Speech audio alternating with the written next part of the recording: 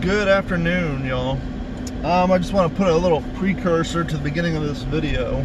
We did do a podcast this week. We did try to go live, and things were just too crazy and slowed down and just laggy. But I wanted to post the show because I know a lot of you enjoy the show through the visual experience. But unfortunately, a lot of the show was glitching, freezing. You would hear the audio is perfect, just the video froze, and so it didn't make for good visual content. So first and foremost, if you don't know, you can download the podcast via iTunes, Apple Podcasts, Google Music, Spotify, Stitcher, pretty much anywhere all podcasts are available, or you can go to d-410.com or what's the letter N, the word yourhead.com. That's what'sinyourhead.com. Both of those will take you to the podcast. And download the Audible format. You can listen to your car as you drive around. Everything's good to go. But for those of you who enjoy the visual experience, I had to sit down and edit out most of, not all of, because I had to keep the baseline of the story going.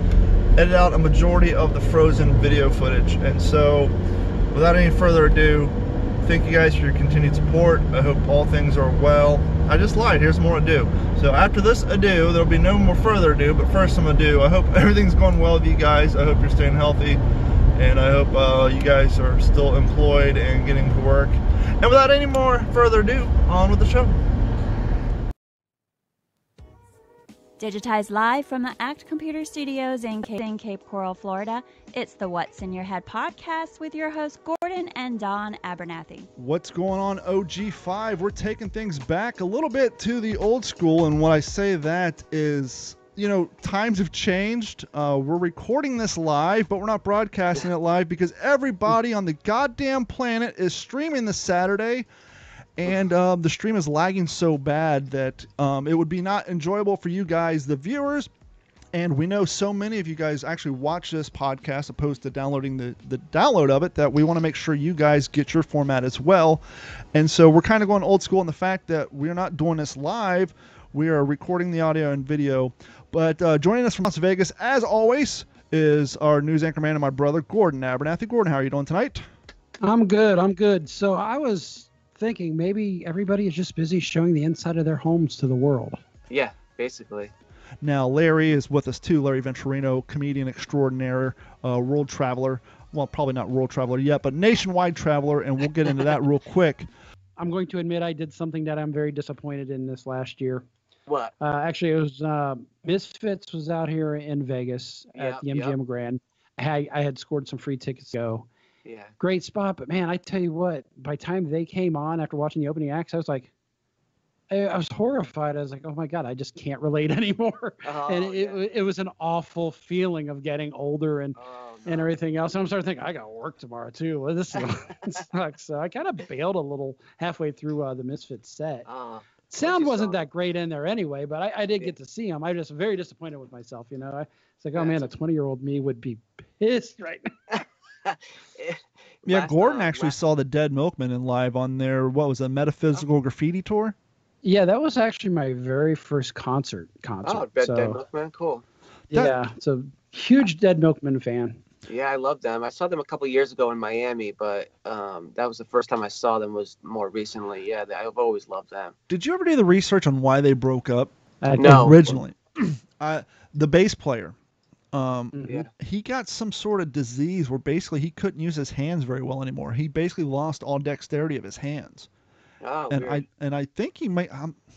Don't quote me on this. I think he may have passed, but prior to that, he committed suicide a few years ago. I don't think it was anything like Michael J. Fox has or anything like that, but it was just some weird, rare disease. Mm-hmm. You know, Gordon and I, we grew up in Columbus, Ohio, and I was actually in a band who's still around. They're more Southern rock now, but back in the day, we were Southern rock mixed with some hardcore stuff. And the first stage I ever played is the same stage in which Dimebag Darrell was shot on, which was a little venue called Al Rosa Villa. Mm-hmm. And I tell people down here, it's so sad that he died on that stage. Well, one, it's sad he died, but to me, it's even worse because Al Rosa Villa is a place for has-beens, has-nots, and up-and-comers. The place is so small. Basically, it'd been like him getting shot at the Buddha. That's how small, and that's why it happened, because there's, the place is so small, you can just walk right up on stage. But I saw so many bands back then, and then to answer your question, I remember going like to Gahanna, Ohio, and like east side of Columbus, and going to like these small VFWs and even like church locations, and just seeing these little up and coming punk bands. And just I remember here's a fun fact for those podcast fans. There's a huge podcast out there called True Crime Garage, and the host is a guy named Nick and Pat I went to high school with. And they used to have this underground band called Ground War. I remember one time they had a concert in their basement, and we got so wild we ended up ripping the banister off and a few other things. And so after the party, me and my friend Frog, we went back to my house and his house, got like tools, kind of like Fast Times at Ridgemont High. Oh, don't worry, we can fix it. My dad's got an awesome tool. So we're like back at his house, like in high school, trying to put a banister back on a wall. We don't have any like zip anchors or any try. We're just like half-assing it, just trying to make it right. But I miss those days, just doing the crazy things. Where did you fall in Fugazi? Were you a big Fugazi fan? Yeah, I love Fugazi. I actually saw them one time. I think it was like 1995. I think I saw them in Providence, Rhode Island. They were really, really cool. They sounded awesome. It was all the label Discord Records was all those bands. So Fugazi was there. Shudder, the other band that played was Shudder to Think. Yep. And I can't remember the other band. I think it was Makeup or something. I remember them not being very good, but Shudder to Think was kind of a big band in that era as well. But then Fugazi was awesome. Yeah, that was really cool to see. $6 to see them. Yeah. You remember, like, if their whole thing was, they wouldn't charge anyone over like $6 or $8 or something like that to get into any of their shows. And here's how early I go back in the 90s rock scene. I saw Limp Bizkit open up for Korn at that same small venue before they made it big. It's like when Korn's first album came out. I actually saw Limp Bizkit, when no one knew who they were, open up for Korn at that small little, once again, be like seeing Korn at the Buddha, if you can imagine that. It's such a small place. So I got a question for both of you. Sure. Yeah, go ahead. What would be the band that you have listened to the most consistently for the longest length of time? Wow. If there's one, and how long would you have been listening to them? Oh. Like mine, for example, is Clutch. I've been listening to them since '92. Still listen to them today. They're still the same guys. They've been almost 30 years, and I think they're just good, solid rockers. They're not flashy or anything, but they got some great songs because, it's just kind of BS. It's made up stuff. And I like that. It's not serious. It's not mopey, any of that stuff. So that's one of the reasons I like them. How about you, D-Train? Go ahead, Larry, because I'm still thinking, because this is a hard one for me. Mine kind of spans over a couple of different genres. I would say probably the band that I've listened to the longest consistently since I was a kid would be The Cure. Like I've always so I like punk, hardcore, all that stuff. But I've always liked bands like that as well. Like I've been a huge Cure fan my whole life, and so I will consistently listen to them. And then I would say probably Bad Religion. Yeah. Okay. And because I've listened to them for a long, long time. And back to hardcore, probably Sick of It All, who, I've been listening to since like the early 90s and stuff like that, or probably before that. So, yeah. Not the Thor Gordon's question. It's funny you say The Cure, because you just made me think. I went to a new bar that I've never been to here in Vegas, and it's called the Great American Grill. It's very patriotic. Yeah. Very good food, but the guy, the owner or whoever, he had the most, it's almost like Whiplash. It was all Cure and Depeche Mode all night long and stuff along that genre. So I thought it was really cool, but and it's something you don't see much these days. Who would you I guys? thought that was awesome. Who would you guys give the title to the grandparents of the emo crowd? The Cure or Violent Femmes? Ooh, that's a tough. Hold on. There I'm you in my go. closet. Depeche Mode. I would actually, I would actually say Fugazi. Really? To the emo crowd? Yeah. No, I'm not saying like really. I guess if you're like looking at I even think some of the goth rockers too with the styling. Your Skinny Puppy or Pigface. Pigface was my first concert, and I think Clutch was my second. The Pigface version we saw, because if people don't know, Pigface was kind of like a industrial supergroup. Yeah, yeah. And the concert tour we saw them on, they had Ogre from Skinny Puppy as the front man. They had the African American bass player from My Life with a Thrill Kill Cult. They had two. Tammy Down was on guitar. And then they had two drummers, which that was the first time I had ever seen simultaneous drumming. And that was at a place called Newport Music Hall. And the acoustics were fantastic. And that was just one of those places. It's completely enclosed. You just feel every drum beat, and obviously when you got double kick drums going and double toms, it's just insane. But back to your question, Gordon, see, that's a hard one for me because I am so weird when it comes to music. Obviously, when I was younger, I was kind of an elitist asshole. When I only listened to industrial, or I only listened to punk. I'd get stuck on one thing at a time, and like, well, this band became popular on the radio, so I got to stop listening to it. Well, and I would take offense, like, you know, Gordon's a few years older than me, and when he was in high school, he was hanging out on OSU campus, and so when I was in middle school, I would steal his Nine Inch Nails Broke shirts and his Nine Inch Nails Fix shirt, which had a big N on it, and so this was before Downward Spiral, and so they didn't have any radio play, and so none of the kids at my school knew who Nine Inch Nails were. What's that N for? Is that for nerd? Well, then, you know, obviously Pretty Hate Machine came out, and so some of the kids who listen to hip-hop would listen to Down in It because of the 808 kick drums in it. And then when Downward Spiral came out, all those kids would jump on the bandwagon. Obviously, I've been listening to Nine Inch Nails since early 90s, but I don't listen to them now. If the song comes on a Pandora, it's got to be a deep cut for me not to change it, because I've worn all that shit out so bad. I used to be early 90s all the way up to 2012. I wore grooves in all my Sublime albums. You know, 40 Ounces to Freedom, all those. I wore them out, but now I'm just I burnt myself on them. I can't tell you last time I listened to Sublime. You know, I'm an OG juggler from way back. I lived in Columbus, Ohio, and so, you know, I've been listening to ICP since 1993. The first ICP concert I went to was $12, and then the last one I went to was like 65, and then I stopped going. But, you know, I saw Twisted back when they were going by the name of House of Crazies, and they wore an orange hockey mask. But I don't listen to ICP. I still have all their shit. Well, I have their CDs. Here's the funniest thing. To get into my World War II hobby, Larry, I had duplicates of all the ICP comic books. I had T-shirts. I had all the release banners from when they'd come around Columbus, when Great Malenko came out, and Riddlebox. I had all this stuff like in photo albums. Long story short, I went on eBay. I sold all my shirts from the 90s. I basically sold everything but the CDs, and took that money and turned around and started buying World War II stuff. So I traded one hobby in for another. But nowadays... Well, back then, wasn't it so bad that your drink of choice was Faygo?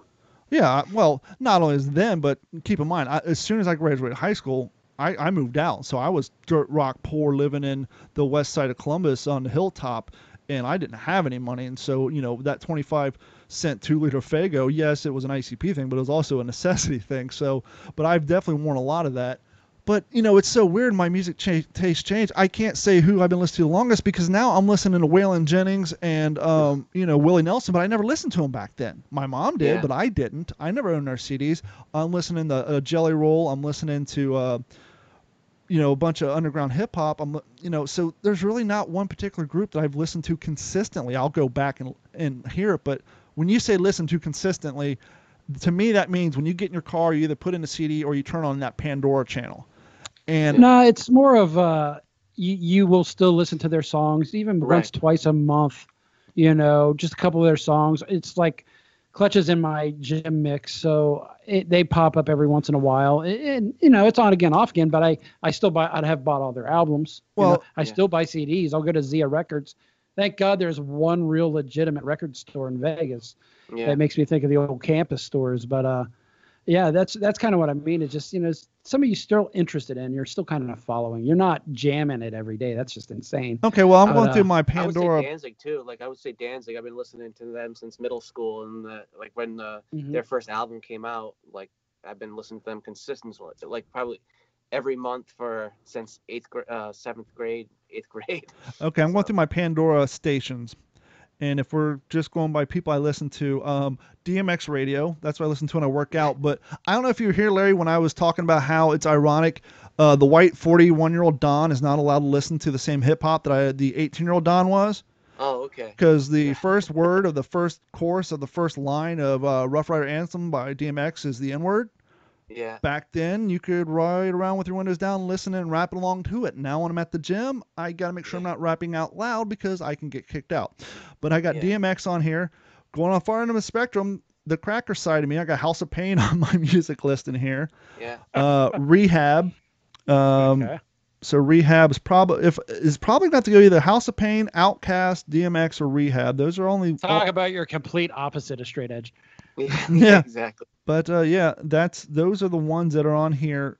Sublime's on here too.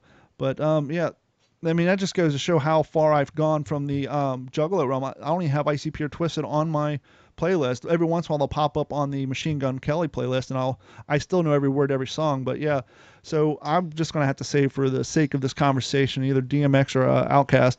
But a lot of that goes back to when I was riding around with 15-inch subwoofers in my car. Which, you know, are you talking about the Samurai? Oh no, well the Samurai had 10 inches, but no, I'm talking about my luxurious 1995 Ford Escort LX with a hatchback. I have a quick question for you, Larry. Yeah. You're stand-up comic.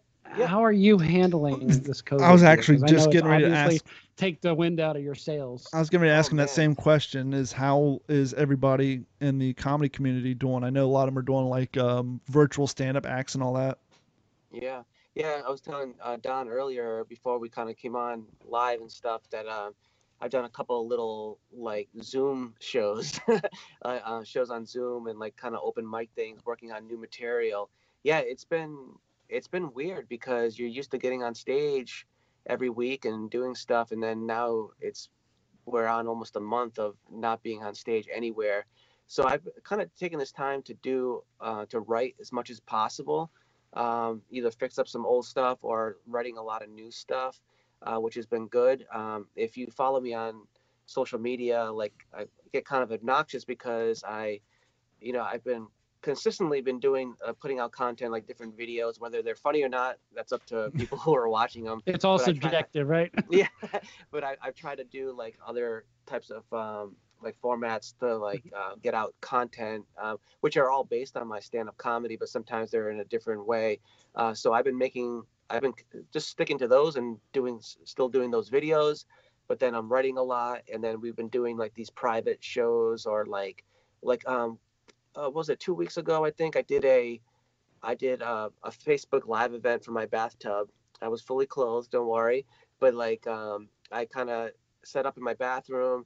And I did a question and answer, and I worked on like new jokes, and so people could, watch me on Facebook Live. They could ask me whatever questions, and I started doing material when things would come to my head, and I used that as a way to like kind of work on some new stuff that I've been writing.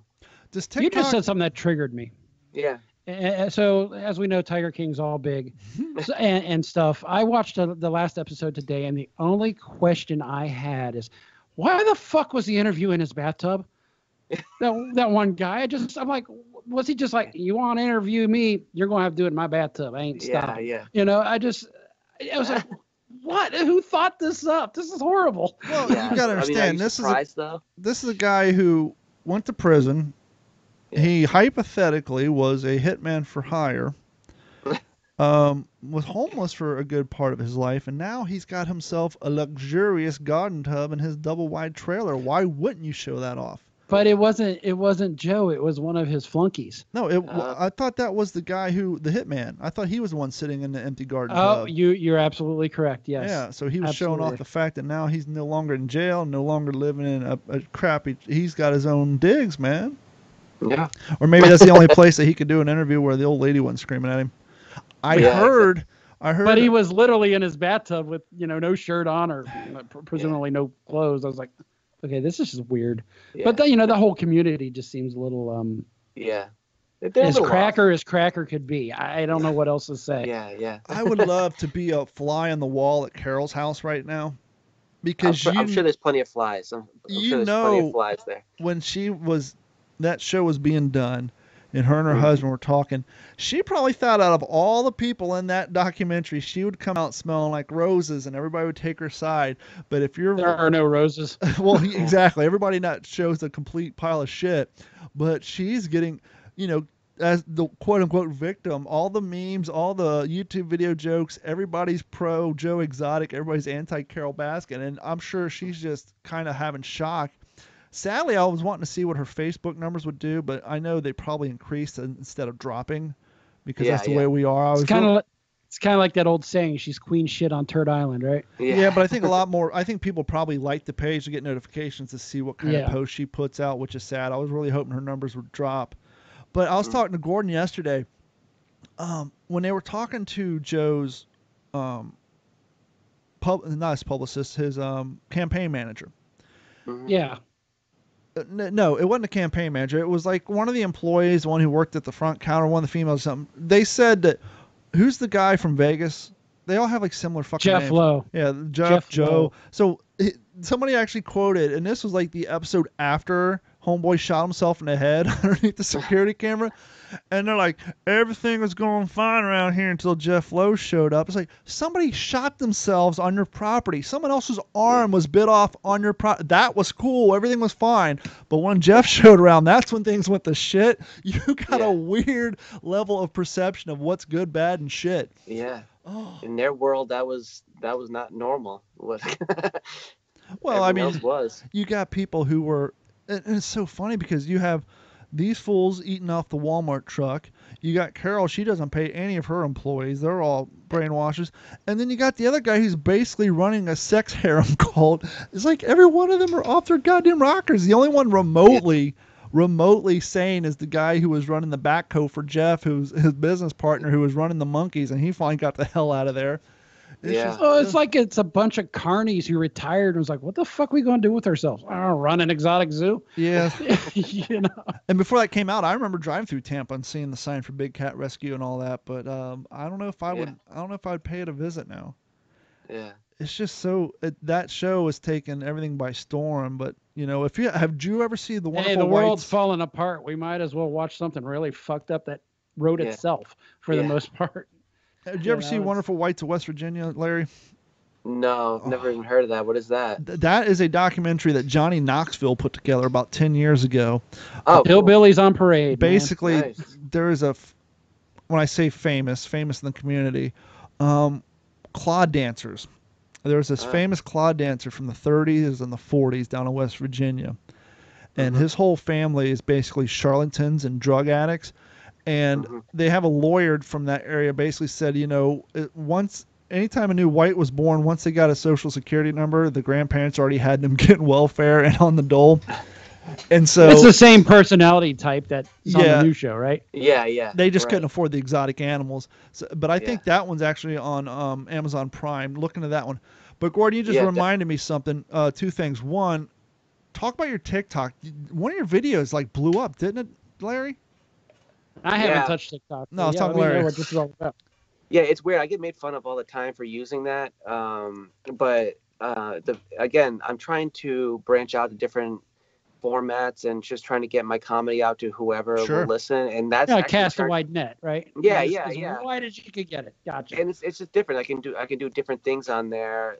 It's my videos on there are usually widely inappropriate for their format, but but I'm still doing it anyway. And but then I had a joke that I was started to do live, and then I made a TikTok video out of it, and within 2 days it went over 9 million views. Oh wow! What was the joke? The joke was, and it was all based on a true story too. Like my son asked me to buy him a bunny, and I said, sure, if you can prove to me that you clean up after him. So I remember that one. Yeah, and so basically, I took a box of Cocoa Puffs and I put it all around the house. He cleaned it up. I bought the bunny, but he didn't know. He kept eating the Cocoa Puffs. He's like, Dad, I think these Cocoa Puffs have gone stale. Yeah. And long story short, my kid eats shit, y'all. That was all the video was. It was basically me just talking about this shit story. About your kids. Oh, yeah, wow. And it blew up. And I went from having 4,000 followers on TikTok to 78,000 within 2 days. Does TikTok have any sort of monetization program set up yet or no? You can make money if you go live people can give you gifts and they can send you money through there and stuff. Some people have, for whatever reason they have. But it's really video weird. Cam girls, right? Yeah, exactly. Yeah, it's not exactly like that, but minus the ping pong balls. But here's the thing about social media stuff and like that thing. I don't think I'm the type of person that they want to be famous on their app. Sure. And so somehow, you're just a little out of the demographics, right? Yeah, but you know what? That's what people make fun of me for. But you know what? There's a lot of adults that are on there now, and they're doing, like, a lot of comedians are doing different things on there. So it's kind of spread out more, the demographics now. Yeah, no joke. But that being said, I still don't fit like what they really want the app to be. And so when my followers grew that much in 2 days, when I had it went into 9 million views, it's at 9.8 million views now. But I had, before that video, I had several videos that were up into 800,000 views, 300,000 views. I was getting a lot of views on a lot of my videos, but that one was so far over the top for whatever reason. I have no idea how it did that. The algorithm of TikTok has punished me for over 2 months.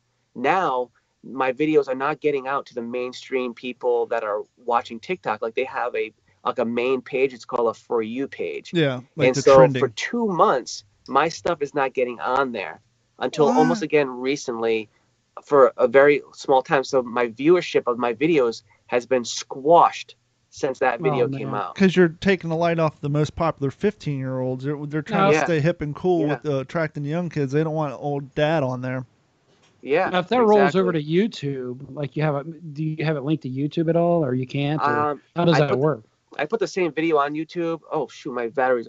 I put the same. Oh, can you hear me? Yeah. I put the same video on YouTube, and YouTube is so difficult. Like, I mean, it has like a decent amount of views, but nothing anywhere near that. I struggle a ton on YouTube. So like, I do Instagram, YouTube, Facebook. I think Twitter is pretty dumb. Like, I don't really utilize it's such it a shit show. It's all politics. Yeah, but this TikTok is the one that's I'm getting the most views out of all my things. So all of my videos. And I put them across the board. I put them on all the social media, and I'm more successful on that than anything. YouTube is a struggle. So are we about to lose you? How much battery life you got left? 20%. Sorry about that. You should be good. 20%, that's fine. We're 40 minutes into this anyhow. Let me ask you this. We talked in the past, especially you as a comedian, and then, we mentioned last week how we were in that cancel culture for so long because, we've had it so good for so long. And if you ever talk to any military vet, especially a combat veteran, they will tell you there's a phrase they use, which is war is the greatest reset. And if you think back to 9/11, how we were prior to 9/11, and then for like 3 months after 9/11, we're all on the same side. And then now, you had all these people losing their jobs, losing their careers for the dumbest shit, for saying things. And now this generation is learning, hey, there's some real problems out there. Do you think that hopefully soon, fucking soon, because this is getting old, once this thing passed, do you think this will be the great reset for the narcissism of being easily offended? Do you think you as a comedian can go back to doing jokes that you would have done 5 years ago? Do you think we can go back to saying things and acting certain ways on the internet without being concerned that people are going to try to get us fired from our jobs? Yeah, I hope so. See, I'm not a big name comedian by any stretch of imagination. So like, when I go up on stage, you've seen me live and stuff. I think some of my stuff is pretty edgy, and I talk about things that are not really acceptable to talk about. And I'm going to continue to do those jokes. And I'm just like going to live and die on that. I wish people would just lighten up, and especially when they're at a comedy club. Now, if you're at a school and you get up and say some of the things maybe I say on a comedy stage, okay, maybe I understand that it's probably not appropriate. But like, when you go to a comedy club and you're offended by every single thing, it's just ridiculous. Like, there's a new show on Comedy Central. I'm not even sure if it's still on it. It was called This Week at the Comedy Cellar. Okay. And I'm not trying to bash any of the comics that were on there. Obviously, they're doing a lot better than me, but like, but it was like a weekly showcase of these up and coming stand-up comedians from the Comedy Cellar.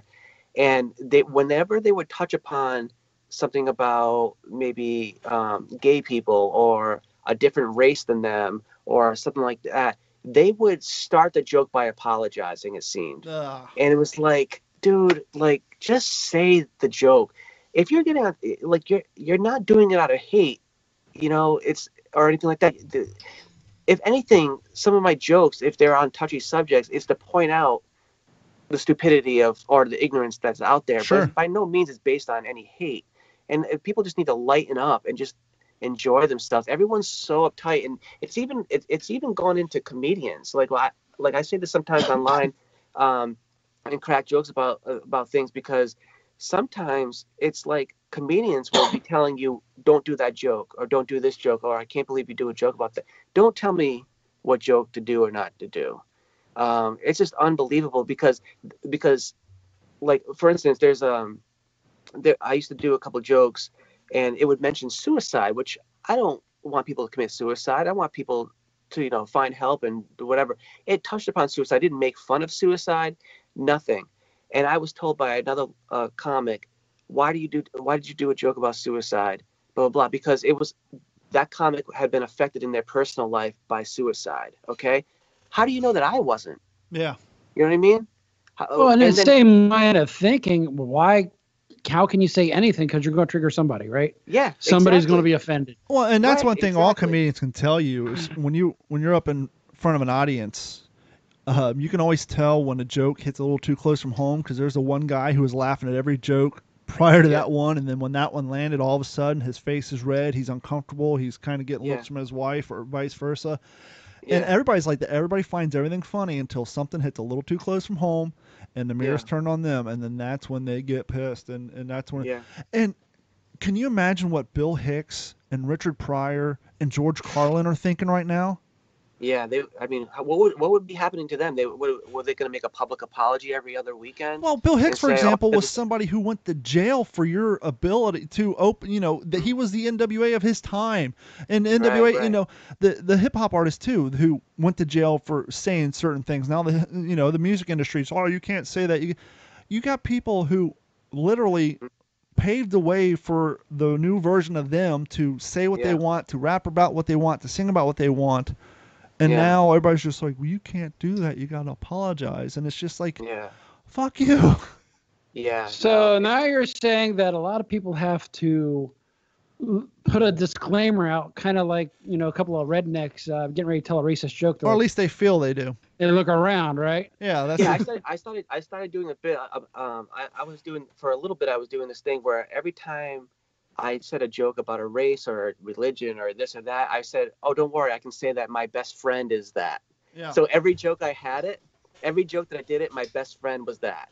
And so it got more, as the set went on, it was just more ridiculous. Oh, don't worry, my best friend is this. He's a left-handed lesbian albino Eskimo. Exactly. Or you start a bunch of jokes unloading on your own culture and background, and you say, now that I've made fun of my own. Yeah. Here we go, guys. Well, let me ask you this, Larry. You and I share a common thing, and that is both of us are foster parents and adoptive parents.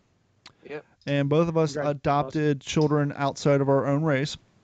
Yeah. And both of us adopted Hispanic children. Right. And I've told Gordon on multiple occasions that whenever we as a family go out to restaurants, who stares at you the most? White people. Really? To me, I find it's the Hispanic people that stare at us the most. Really? Yeah, especially like when we go to like taco Mexican joints. Yeah. I haven't noticed that. I don't know. I get what you're saying. But my feeling is that the people that are getting most offended about jokes and things about that are not my race are other white people. Like, white people are offended for these other people that don't really care.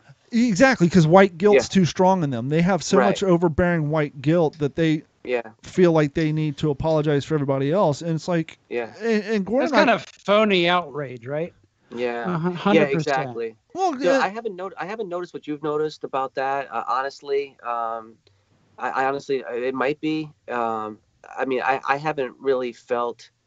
I haven't really felt much, to be honest with you, at any point. But like I definitely have seen times that my kids were treated differently by whoever. Yeah. And I just tell them, listen, that's going to happen. It happens to everybody, and you just got to rise above it and don't let it affect you. And just understand that people are ignorant. Sometimes people will do or treat you differently. You just live your life and try to overcome that. And those people are affectionately referred to as assholes. Yeah, exactly. So it's all part of growing up for everybody. Everybody. Right. One way or another, you're going to get your shit. You're going to get punked on by somebody. Mm-hmm. You're going to be made fun of and felt uncomfortable, but it's how you react to it. And sometimes it's owning it, right? And turning it into something. Right, exactly. So I haven't really experienced that as much. Like, I don't really notice like people really staring at us or anything like that too much, but you've noticed that for yourself? There's a couple of we go to Super Taco a lot, and there's a couple other places, and like when we're eating there, and primarily places where there's a larger Hispanic clientele, and we'll just be sitting there, and you just just happen to look up, and you'll just see somebody just staring at you, like what, just like nonstop. Now, Larry, it's like, what the hell? Larry, what if you went like full punk mode, right? And then you take your daughter out to a Mexican restaurant. Well, he has two boys. Then he has two boys. A nice social experiment. Larry had a great joke about coming across the southern border from Mexico, being a white guy with two Hispanic young boys in his backseat. That's actually a true story. Like, they break out the canines. No, man. Like, they let us into Tijuana.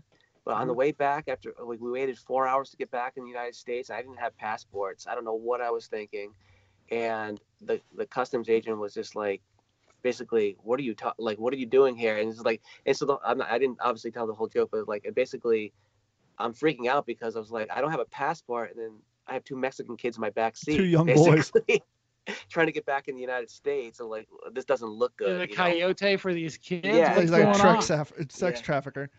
Yeah, exactly. This has been a Digital 410 production.